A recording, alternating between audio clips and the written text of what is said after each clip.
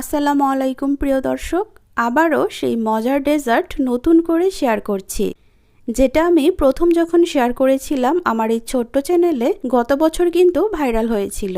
এই ডেজার্টটি অনেকেই অনেকভাবে শেয়ার করেছেন, এমন কোনো চ্যানেল নেই যে এই ডেজার্টটা তৈরি করেনি। তবে আজ আমি নতুন করে নতুন এক সিস্টেমে ভিন্ন পদ্ধতিতে তৈরি করে দেখাবো। আমি নিশ্চিত আপনাদের কাছে অবশ্যই ভালো লাগবে। এর জন্য আমাদের প্রথমে লাগবে দুধ। এটা আসলে খুবই সহজ এবং মজার একটি ডেজার্ট। এই ডেজার্ট তৈরি করার জন্য আমি এখানে দুধ নিয়েছি 1 লিটার। আমি এটাকে জাল করে ঘন করে নেব। 1 লিটার দুধ যদি জাল করে হাফ লিটার করেন তাহলে এটা খেতে বেশ মজার হয়। আমি এই দুধের মধ্যে আজকে অ্যাড করব সাবুদানা ও কিছু নুডলস। সেই সাথে এখানে চিনি নিয়েছি 1 কাপ।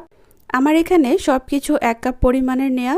আপনারা আপনাদের পছন্দ অনুযায়ী উপকরণগুলো বাড়িয়ে বা কমিয়ে নিতে পারেন। দুধটা বলক চলে আসছে, আমি দুধটাকে একটা বলক দিয়ে এরপর 5 মিনিট জাল করে নিয়েছি।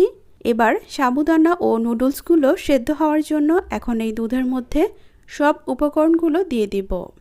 আমি এখানে 1 কাপের মতো সাবুদানা ও হাফ কাপ নুডলস নিয়েছি। আসলে আপনি কতটুকু দুধ নিচ্ছেন সেটার উপর ডিপেন্ড করে এই উপকরণগুলো কমিয়ে বা বাড়িয়ে অ্যাড করতে পারেন। দুধটা ভালো করে বলক আসার পর সাবুদানাগুলো ছাড়বেন।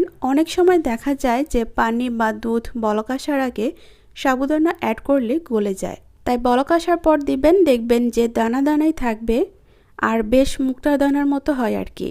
বলক আসার পর বেশ কিছু সময় এটাকে জাল করে নিতে হবে সেদ্ধ হয়ে আসার আগ পর্যন্ত।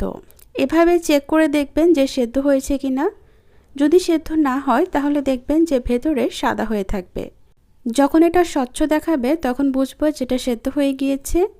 তখন আমি চুলাটা অফ করে দিয়ে এটাকে ফ্রিজে রেখে বরফের মতো করে ঠান্ডা করে নেব। আর এদিকে আমি তৈরি করছি জ্যালো তৈরি করার জন্য আমি এখানে 1 কাপ পানি অ্যাড করলাম আর স্ট্রবেরি ফ্লেভার জ্যালাটিন দিয়ে দিলাম। এখানে কোনো প্রকার চিনি অ্যাড করা লাগবে না, কারণ জ্যালাটিনে অলরেডি চিনি অ্যাড করাই থাকে। আমি এটাকে 5 মিনিট সময় ধরে জাল করে নিব। এর বেশি জাল করার প্রয়োজন নেই। এই পর্যায়ে চুলার আঁচ মিডিয়াম টু হাইতে থাকবে। 5 মিনিট জাল করার পর আমি এটাকে যেখানে সেট হতে দেব সেখানে ঢেলে নিচ্ছি। এবার আমি একইভাবে লেমন ফ্লেভার জ্যালোটা রেডি করে নিচ্ছি। এই জ্যালাটিনগুলো আপনি যে কোনো সুপার মার্কেটে পেয়ে যাবেন। আপনাকে আর আলাদা করে ফুড কালার অ্যাড করার প্রয়োজন পড়বে না। তো আমি এটাকেও 5 মিনিট জাল করে এবার সেট হতে দিচ্ছি। এটা ঠান্ডা হওয়ার আগ পর্যন্ত নাড়াচাড়া করা যাবে না, এমনিতে এটা জমে যাবে। চাইলে এরপরে ফ্রিজে রেখে ওইটাকে ঠান্ডা করে নিতে পারেন। তো আমার জ্যালোগুলো জমে গিয়েছে, আমি কেটে নিচ্ছি। আপনি যদি এই ডেজার্ট তৈরি করতে চান তাহলে চাইলে জ্যালোটা আগের দিন রেডি করে রাখতে পারেন, তবে কেটে রাখবেন না। সার্ভ করার আগে কেটে তারপর পরিবেশন করবেন। দেখতেই পাচ্ছেন কতটা সফট হয়েছে।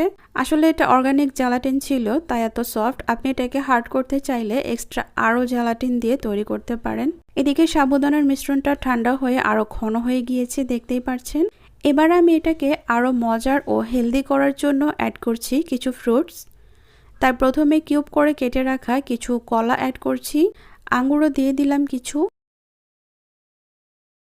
সাথে দিচ্ছি কিছু আনার ও আপেল কুচি। এখানে ফ্রুটসটা একেবারেই অপশনাল, আপনারা ফ্রুটস অ্যাড করতে না চাইলে শুধু জ্যালো ইউজ করতে পারেন। সাথে রাখতে পারেন আইসক্রিম অথবা আইস কিউব।